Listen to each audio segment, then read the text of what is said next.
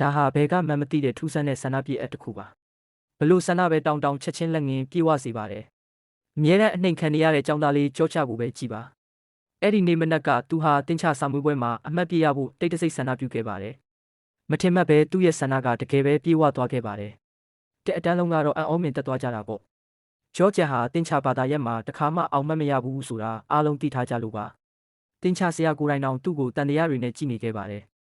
ဒါပေမဲ့ဂျော့စီမှာကြောက်မက်ဖွယ်ကောင်းတဲ့တံမိုးတစ်ခုပေးဆက်ဖို့စောင့်ကြိုနေတာကိုတော့ဘယ်သူမှမသိခဲ့ကြပါဘူး။ကျောင်းစင်းချိန်ရောက်တော့တငယ်ချင်းတွေကသူ့ကိုဝိုင်းမေးကြပါတော့တယ်။စာမေးပွဲမေးခွန်းကိုကြိုရထားတာလားလို့တန်တရားဝင်နေကြတာပါ။ဂျော့ဖျားကတော့ဒါဟာဆန္ဒပြအပ်ကြောင်းလို့လှုပ်ဝက်စွာပြောပြလိုက်ပါတယ်။ဒီ app ကို App Store မှာရှာလို့မရပေမဲ့သူကတော့တခြားသူတွေကို share ပေးနိုင်ပါတယ်။ဒါပေမဲ့ app ကိုဖွင့်လိုက်တာနဲ့ selfie ရိုက်တဲ့ပုံစံပေါ်လာတာကြောင့်တငယ်ချင်းတွေကသူတို့အနောက်နေတယ်လို့ထင်ခဲ့ကြပါတယ်။ဂျော့ဂျ်ကတော့ဒါဟာဆန္ဒပြတဲ့အဆင့်ဖြစ်တယ်လို့ရှင်းပြပါတယ်။ဆန္ဒမတောင်းခင်စက်ကူပေါ်မှာအရင်ရေးရပြီးမှဖုန်းစခရင်ကိုကြည့်ပြီးရွတ်ဆိုရတာပါဂျော့ဂျ်ကသူတောင်းခဲ့တဲ့ဆန္ဒကိုပါတက်တဲ့အဖြစ်ထုတ်ပြလိုက်ပါတယ်တင်းချမှာအမှတ်ပြရပါစေတင်းချအမှတ်ပြပေးပါဆိုပြီးအခါခါရွတ်ဆိုနေတဲ့ဗီဒီယိုပါ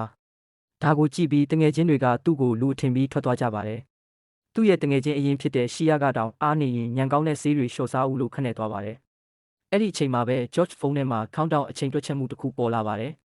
သူကတော့ဒါကိုနောက်တစ်ချိန်ဆန္ဒတောင်းဖို့စောင့်ရမယ့်အချိန်လိုပဲမှားယွင်းမှတ်ယူခဲ့ပါတယ်။ညပိုင်းကိုယ်တိုင်စာကြည့်ချိန်ရောက်တော့ရှီယာစီကဖုန်းလာပါတယ်။ဒါပေမဲ့ရှီယာကမှားနှိမ့်မိပုံရပြီးဖုန်းထဲမှာတော့သူမနဲ့တခြားတငယ်ချင်းတွေဂျော့ဂျ်အကြောင်းအတင်းပြောနေတာကိုကြားလိုက်ရပါတယ်။မူလကတော့ဂျော့ဂျ်ရဲ့မွေးနေ့ပါတီကိုသွားဖို့သဘောတူထားကြတာပါ။ဒါပေမဲ့ရှီယာကဂျော့ဂျ်ကိုကြွယ်ရမှာလှောင်ပြောင်နေခဲ့တာပါ။ဂျော့ဂျ်ဟာအရန်ဒေါသထွက်သွားပြီးဖုန်းကိုချက်ချင်းပြန်ချလိုက်ပါတယ်။ပြီးတော့ဒေါသအကြီးနဲ့ဖုန်းပြန်ခေါ်ပါတော့တယ်။ဒါပေမဲ့သူမသိလိုက်တာကရှီယာရဲ့ဖုန်းဟာတင်းစီးတဲ့တစ်တာထဲမှာပဲရှိနေခဲ့တာပါ